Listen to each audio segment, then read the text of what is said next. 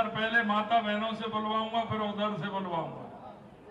अभी माता बहनें बातें कर रही हैं, मैं पता था कितना दम है आप में।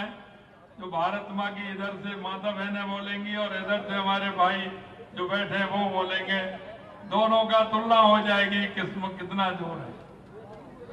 मैं पहले माता बहनों से बुलवाऊंगा, इधर से बोलेंगे पहले सभी माता बहनें, भारत माता की। अब इधर आपकी बात, भारत माता की। एक बार इधर शोर, अब तैयार हो जाइए आप, बोलिए भारत माता की। अब के तो निकले, अब एक साथ बोलेंगे सर, इधर से भी इधर से एक साथ बोलेंगे, भारत माता की। पृथ्वीराज चौहान जी, पृथ्वीराज चौहान जी। आज के सम्राट पृथ्वीराज चौहान के जन्मोत्सव समारोह में हमारे बीच में मंचासीन महामंडलेश्वर मेहंदीपुर बालाजी धाम के महंत श्री नरेशपुरी जी महाराज, हमारे बीच में पूज्य महंत रामकृष्ण जी पाटन बदनौर महाराज, पूज्य नरेशपुरी जी महाराज अलगपुरी धुनी, हमारे बीच में हमारे संघ के क्षेत्रीय प्रचारक सम्मानीय निम्बाराम जी भाई साहब, हमारे बीच में विश्व हिंदू परिषद के केंद्रीय मंत्री जो आपके बीच में लंबे समय से आपके बीच में आने वाले हर काम के लिए हमेशा तत्पर रहते हैं और उन्होंने अपना बहुत समय आपके बीच में दिया है, ऐसे सम्मानीय उमाशंकर जी भाई साहब। हमारे बीच में मेरे केंद्रीय मंत्री परिषद के हमारे मंत्री भाई अविनाश जी गहलोत साहब, भाई सुरेश जी रावत साहब, हमारी राजसमंद की सांसद श्रीमती महिमा कुमारी जी, ब्यावर के हमारे विधायक शंकर सिंह जी रावत साहब, भीम के विधायक हरि सिंह जी रावत साहब, मसूदा के विधायक वीरेंद्र सिंह जी कानावत साहब, हमारे नगर परिषद ब्यावर के सभापति भाई नरेश कनौजिया जी, भाई छोटू सिंह जी खाना खेड़ा ब्यावर सेवा परियोजना समिति, पूरन सिंह जी रावत साहब, जन्मोत्सव समिति बीरम सिंह जी चौहान साहब, और मेरे सामने बैठे मेरे पूजा योग बुजुर्गों, नौजवान दोस्तों और इतनी बड़ी संख्या में आई मेरी माता बहनों, सबसे पहले तो मैं आपको नमन करता हूं, वंदन करता हूं, आप सभी का अभिनंदन करता हूं। आशापुरा धाम में विराजी आशापुरी माता को मैं सबसे पहले नमन करता हूं। मैं सम्राट पृथ्वीराज चौहान के जन्मोत्सव समारोह समिति ब्यावर को जन्म उत्सव के भव्य आयोजन के लिए मैं बहुत बहुत बधाई और साधुवाद देता हूं। साथ ही मैं आपको भी साधुवाद देना चाहता हूं कि मगरा मेरवाड़ा क्षेत्र में सनातन संस्कारों को सुदृढ़ करने के लिए ब्यावर सेवा परियोजना विगत 44 वर्षों से सम्राट पृथ्वीराज चौहान के जन्म उत्सव को हर्षोल्लास के साथ उनके जन्म उत्सव को पखवाड़े के रूप में मनाती आ रही है। इस वर्ष सीता महराज हिंदू महासभा का द्वारा सामूहिक विवाह सम्मेलन के लिए भी मैं आपको बहुत बहुत बधाई देता हूं। सामूहिक विवाह सम्मेलन में पढ़ने में सूत्र में बंधने वाले सभी हमारे जो नव दंपति हैं उनके सुखद दाम्पत्य जीवन की शुभकामनाएं देता हूं, जो आज वो सभी उस दाम्पत्य सूत्र में बंधने वाले हैं। सामूहिक विवाह सम्मेलन समाज में एक अच्छी परंपरा है। ये सम्मेलन विवाहों में फिजूल खर्ची पर रोक लगाते हैं, साथ ही समाज में समानता और एकता की भावना को जागृत करने का काम और उसे प्रगाढ़ करने का काम भी करते हैं। भाइयों बहनों, मैं आपसे इतना कहना चाहता हूं, राजस्थान ये वीरों की भूमि है। इसके कण कण में शौर्य, वीरता और त्याग की गाथाएं रची हुई है। इनकी खूबियों की वजह से राजस्थान की विश्व भर में एक अलग पहचान है। राजस्थान के वीरों में सम्राट पृथ्वीराज चौहान का नाम स्वर्ण अक्षरों में लिखा हुआ है, जिनकी रगों में शौर्य और पराक्रम का रक्त दौड़ता था। मैं सम्राट पृथ्वीराज चौहान के जन्मोत्सव समारोह के अवसर पर उन्हें कोट कोट नमन करता हूं। कहते हैं, कहावत है, होनहार वीरवान के होठ चिकने पात। ये कहावत सम्राट पृथ्वीराज चौहान पर सटीक बैठती है। वे जब बालक थे तभी से उनमें महानता के गुण दिखने लगे थे। बचपन से ही पृथ्वीराज चौहान शस्त्र विद्या और धर्म ग्रंथों के अध्ययन में निपुण थे। वे अपनी वीरता धनुर्विद्या के लिए दूर दूर तक विख्यात थे। इसीलिए तो वो धर्मपरायण थे। इसीलिए तो उन्होंने 16 बार ऐसे मोहम्मद गौरी को छोड़ा, क्योंकि वो धर्मपरायण थे, धर्म के आधार पर चलते थे। वो कहते थे कि सामने कोई आकर के खड़ा हो जाता है, अपने प्राणों की भीख मांगता है, तो उनके अंदर दया आ जाती थी। और इस तरह से उन्होंने 16 बार उस मोहम्मद गौरी को छोड़ने का काम किया।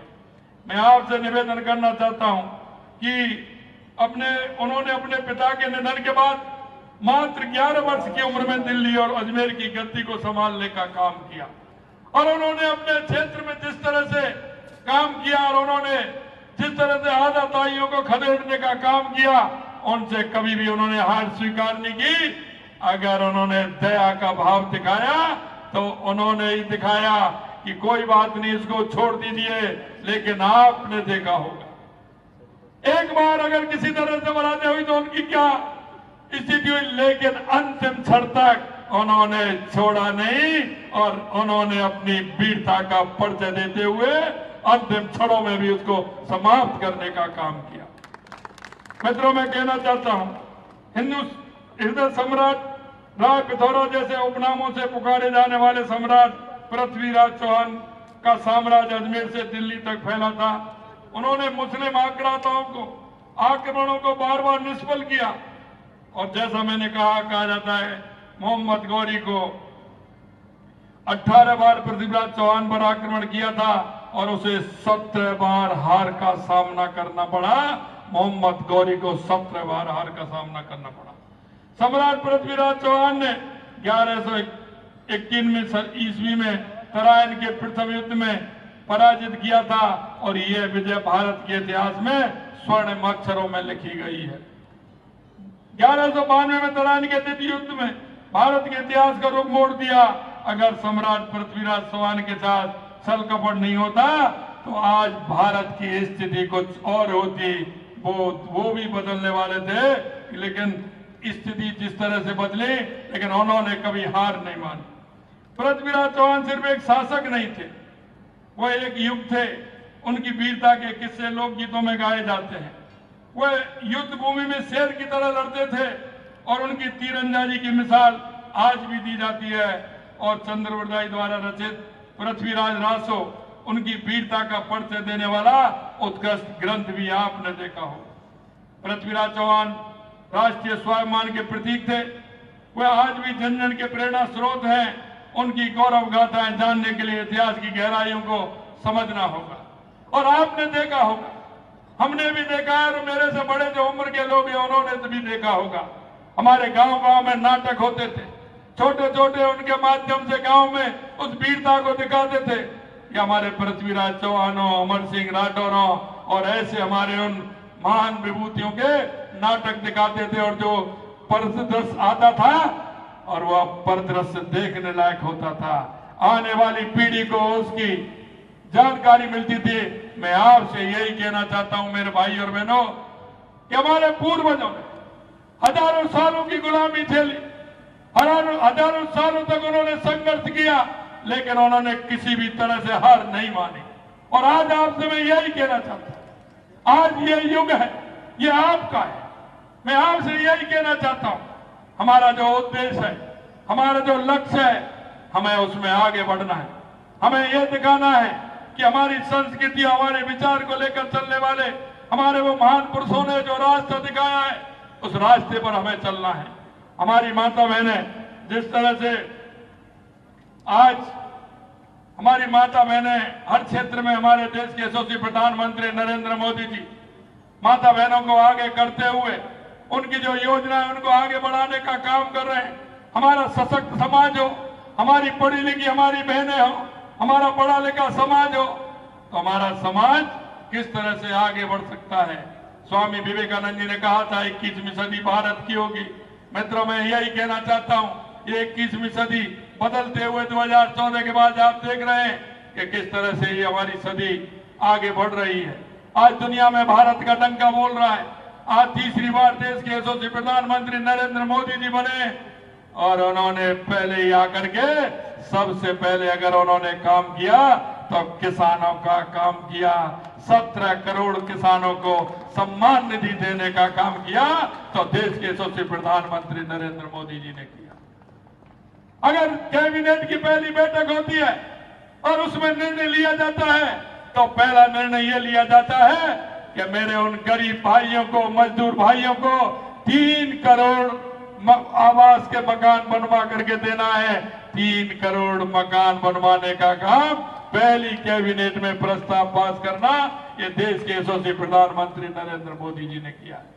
यही नहीं, हमारी महिलाओं के लिए लखपति दीदी बनाने का काम, 3 करोड़ लखपति दीदी बनाने का काम हमारे देश के यशस्वी प्रधानमंत्री नरेंद्र मोदी जी ने किया है।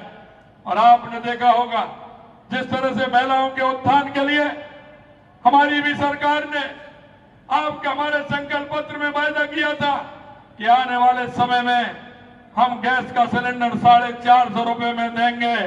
हमने हमारे 15 दिसंबर को हमारी सरकार बनी थी और 1 जनवरी को 450 रुपए में महिलाओं को सिलेंडर देने का काम किया। यही नहीं मेरे भाई और बहनों, हमने जो किसानों के लिए हमने कहा हमारी केंद्र की सरकार 6000 रुपए देती है, हम उसमें बढ़ा करके हम भी देंगे, तो तुरंत हमने 2000 रुपए पहली किस्त में, पहली चरण में हमने 2000 रुपए किसान सम्मान निधि देने का काम भी हमारी सरकार ने किया है।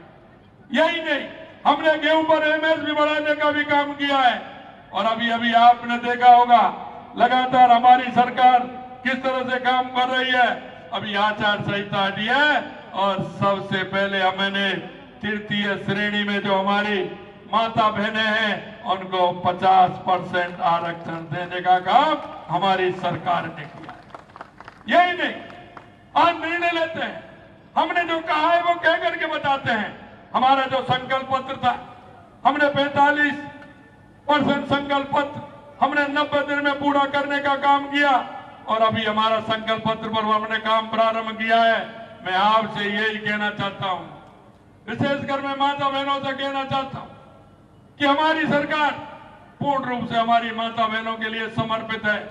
हमारे युवा, हमारे गरीब, हमारे मजदूरों के लिए समर्पित है। हमने जो आपसे वायदे किए हम वो पूरा करेंगे। और मैं आपसे यही कहना चाहता हूं मेरे भाई और बहनों, कि क्षेत्र की जो स्थिति है, आप इस क्षेत्र के बारे में अच्छी तरह से जानते हैं। माननीय उमाशंकर जी भाई साहब कितने दिनों से आपके यहाँ लग रहे हैं। मैं आपसे यही कहना चाहता हूं, जरा हमारे पूर्वजों को देखिए, पूर्वजों को देखिए, उन्होंने कितने संघर्षों के बाद हार नहीं मानी और वो लोहा लेते रहे। अरे भाइयों, अब तो स्थिति ऐसी है कि आप आगे बढ़िए, काम करिए, आगे बढ़ते हुए आने वाले बच्चों को, बच्चियों को शिक्षा दीजिए। आप, हमारी ये सरकार आपके लिए हर तरह से कटिबद्ध है। हम किसान और मजदूरों के लिए जिस तरह की हम योजना लेकर के आए हैं, लगातार आपने देखा होगा हमारी केंद्र की सरकार 80 करोड़ लोगों को खाद्यान्न के माध्यम से अन्न दे रही है।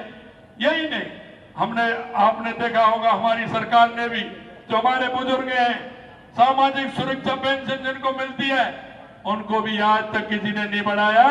हमने 1000 रुपए से पहली किस्त में 1150 रुपए करने का काम हमारी सरकार ने किया।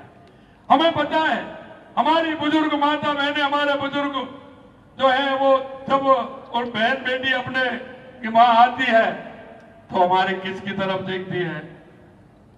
आती है ना हमारी बहन बेटी। जब हमारी बहन बेटी हमारे घर आती है तो हमारी माता बहनें कुछ देती है कि नहीं देती? जब जाती है वो देती है ना। तो हम यही बात सोचते हैं कि अगर हमारे भाई को, हमारी माता को, हमारे पिताजी को अगर पेंशन मिलेगी तो उस पेंशन से उसकी सेवा भी होगी, क्योंकि वो वादे हैं कि हर महीने 1150 रुपए आते हैं। आने वाली हमारी उस बेटी का सम्मान मिलेगा, उसको 2, 5, 10 रुपए भी हमारी दादी देगी, तो वो भी घर जाके कहती है कि दादी जी ने जेब में से निकाल के 10 रुपए 20 रुपए दिए। हमारी सामाजिक जो व्यवस्था है, इन सामाजिक व्यवस्थाओं को हम कैसे बनाए रखें, यह भी आवश्यकता है। मैं आपसे इतना ही कहना चाहता हूं, अभी अभी मेरे को माननीय भाई साहब ने कहा, मैं यहाँ आया हूं तो मैं कुछ ना कुछ क्या होना चाहिए व्यवहार के अंदर, तो मैं ये भी कहना चाहता हूं, देश के यशस्वी प्रधानमंत्री नरेंद्र मोदी जी का लक्ष्य है कि 3 करोड़ बहनों को लखपति दीदी बनाना है। हमारे यशस्वी प्रधानमंत्री जी लखपति दीदी योजना से मैं बहुत प्रभावित हूं। हमारी स्वयं सहायता समूह की 40 लाख महिलाएं जो सहकारिता विभाग में पंजीकृत हैं, 1000 फेडरेशनों से जुड़ी हुई हैं और 1000 फेडरेशन पूरे राजस्थान के अंदर जिस तरह से बन रहे हैं, महिलाओं की ये फेडरेशन उन्हें लखपति दीदी बनाने हेतु प्रयासरत है। मैं भारत सरकार के सहयोग से देश का प्रथम महिला निधि बैंक जो सहकारिता विभाग में पंजीकृत वित्तीय संस्था है के द्वारा लखपति दीदी बनाने हेतु महिलाओं को 2.5 इतने सस्ते में प्रतिशत में ब्याज मिलता है, जिससे स्किल डेवलपमेंट के माध्यम से हमारी बहनें काम करती हैं। यही नहीं, हमारी एक स्वयं निधि योजना है, उस स्वयं निधि योजना के माध्यम से पहले हमको 10,000 रुपए मिलते हैं, उसकी ब्याज नहीं दी जाती है। 10,000 रुपए का काम पूरा किया, अगर वो बढ़ दिए तो 20,000 रुपए मिलते हैं। अगर 20,000 रुपए बढ़ दिए तो फिर उसके 50,000 रुपए मिलते हैं। अगर 50,000 रुपए उसके बढ़ जाते हैं तो 1 लाख रुपए मिलता है, और 1 लाख रुपए बढ़ जाते हैं तो उसको 2 लाख रुपए तक मिलते हैं। उसकी कोई ब्याज नहीं होती है, सिर्फ वो अपने काम के माध्यम से उसको ठीक प्रकार से करें तो उन बहनों को इस तरह की योजना मिलती है। मैंने मेरी 2 बहनों को देखा था, उन्होंने 10,000 रुपए लिए थे। उनके पिताजी एक संस्था के सामने ढकेल पर चाय बना करके बेचते थे। उनको 2 बहनें थी, उनके मन में आया कि हम कुछ और बनाएं। उन्होंने 10,000 रुपए का स्वनिधि से उन्होंने लोन लिया और उन्होंने 1.5-2 महीने के अंदर वो 10,000 रुपए चुका दिए, क्योंकि वो उस दुकान पर टोस्ट वगैरह बिस्किट वगैरह रखने लग गए और धीरे धीरे उन्होंने उसको भी चुकाया। आगे चला तो उन्होंने उसमें एक छोटी सी दुकान लगा करके उन्होंने और नाश्ते का सामान प्रारंभ कर दिया और उन्होंने 50,000 रुपए ले लिए। 50,000 रुपए भी चुका दिए, उन्होंने 1-1 लाख रुपए भी ले लिए। अब उस बगल में एक दुकान पर दोनों बहनें ने एक दुकान किराए पे ली और पिताजी को भी ले लिया और उन्होंने 2-2 लाख रुपए लेकर के 4 लाख रुपए में एक बहुत बढ़िया दुकान चला करके अपनी आमदनी बढ़ाने का काम किया। मैं आपसे यही निवेदन करना चाहता हूं, हमारे देश के यशस्वी प्रधानमंत्री नरेंद्र मोदी जी इसके डेवलपमेंट के माध्यम से, स्वनिधि रोजगार के माध्यम से वो हमारी महिलाओं के उत्थान के लिए, हमारे युवाओं के उत्थान के लिए काम करते हैं। आज मैं यहाँ इसके लिए घोषणा करता हूं कि राज्य वित्त आयोग के द्वारा यहाँ क्षेत्रीय विकास योजना जिला नवाचार के माध्यम से एक सेंटर खोलने की मैं यहाँ घोषणा करता हूँ। वो सेंटर उन महिलाओं को सशक्त करने के लिए, उनको ट्रेनिंग देने के लिए और स्किल डेवलपमेंट के माध्यम से वो यहाँ ब्यावर और ओरपा क्षेत्र में हमारी महिला उत्थान के लिए काम करेगा। अंत में मित्रों, मैं इतना आपसे निवेदन करना चाहता हूँ, सरकारें तो खूब आती है, लेकिन मैं आपसे कहना चाहता हूँ 2014 के बाद देश के अंदर जो परिवर्तन आपने देखा है, 2014 के बाद जो देश में जिस तरह से विकास की योजनाएं हो, गरीब कल्याण की योजना हो, चाहे हमारे सीमाओं की सुरक्षा है, दुनिया में बढ़ता हुआ भारत का गौरव हो, वो आपने देखा होगा। मैं आपसे यही कहना चाहता हूं, देश के स्वाभिमान के लिए, देश के सम्मान के लिए, देश के विकास के लिए, गरीब के उत्थान के लिए, किसान के उत्थान के लिए, महिलाओं की शिक्षा के लिए, महिलाओं के उत्थान के लिए हम सभी को मिलकर के ये तो करना होगा, एक साथ चलना होगा, चल करके उन योजनाओं का लाभ लेना होगा। मैं एक बात अंत में आपसे और कहना चाहता हूं मेरे भाई और बहनों, तो मैं आपसे इसलिए निवेदन करना चाहता हूं, हम भी एक बार सोचे, हम इस देश के नागरिक हैं, हम नागरिकता का भान अपने आप में करें। हमारे बीच में, हमारे गांव में, हमारे मोहल्ले में अगर कोई ऐसा व्यक्ति रहता है, हमारी ऐसी माता बहनें रहती है, ऐसा कोई बुजुर्ग रहता है, ऐसा कोई गरीब रहता है, ऐसा कोई दिव्यांग रहता है, तो उसको लाइए, नागरिक होने का कर्तव्य भी निभाइए और उस योजना का पूरा पूरा उसको लाभ मिले, इसकी चिंता करना हर व्यक्ति का काम है। हर नागरिक का काम उनकी चिंता करना है, क्योंकि जब तक हर व्यक्ति, हर मनुष्य इस बात को नहीं सोचेगा कि इन योजनाओं का लाभ नीचे तक मिले, जब तक वो नहीं जाएगा। इसलिए इतना ही कहना चाहता हूं, हम नागरिक होने का कर्तव्य निभाते हुए उन योजनाओं को आगे बढ़ाते हुए, हमारे किसान की योजनाएं हो, इतनी योजना है, लेकिन आप उन योजनाओं का लाभ उठाएं। मैं इतना ही कहना चाहता हूं, आप सभी ने मेरे को यहाँ बुलाया, मेरा जो मान और सम्मान किया, मैं पुनः वरवधु को बहुत बहुत शुभकामनाएं देना चाहता हूं और मैं निवेदन करना चाहता हूं कि इस दाम्पत्य जीवन इनका सुखी और समृद्ध अच्छा हो। आप सभी लोग आए, आपके लिए मैं बहुत बहुत धन्यवाद और साधुवाद देना चाहता हूं। आयोजकों ने जिस तरह का ये कार्यक्रम रखा है, निश्चित रूप से मन प्रसन्न है कि जिस तरह के आयोजन होने चाहिए वो आयोजन आपने किया है और समाज में दिशा देने का काम किया है। और मित्रों, मैं आपसे अंत में यही कहना चाहता हूं, समाज बहुत बड़ा होता है, समाज के अंदर जो भी बुराइयां हैं उन पर हमें विचार करना होगा। अगर मैं विचार बदल करके उस समाज को आगे ले जाना होगा। अंत में मैं आप सभी को बहुत बहुत धन्यवाद देता हूं। आप सभी को बहुत बहुत धन्यवाद। जय हिंद, जय भारत, नमस्कार। मैं माननीय मुख्यमंत्री से निवेदन करता हूं, महाराज जी को एक प्रशस्ति पत्र